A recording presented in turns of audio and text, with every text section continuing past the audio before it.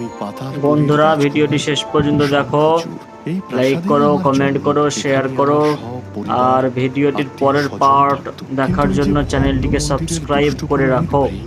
ও নিজের ক্ষমতার অপব্যবহার করে ভিডিওটি পুরোটা দেখো আমার বন্ধুরা, মা বাবা এমনকি আমার মিস করবে না, দেখতে থাকো। আত্মীয় স্বজন সবাইকে ওই লাল ফলের বাগানে বন্দি করে রেখেছে।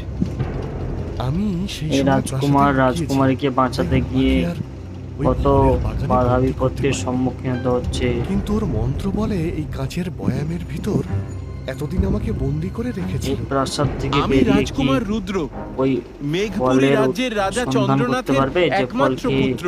রাজকুমারী অসুখ ইন্দ্রপুরী হয়েছিল? রাজ্যের রাজকুমারী অনন্যা ওই লাল ফলের বাগানের ফল খেয়ে অসুস্থ হয়ে পরের পড়েছে। অংশতে দেখতে পাবে। তার জীবন মরণ সমস্যা, তাই আমি সেই ফলের বাগানের সন্ধানে এসেছি।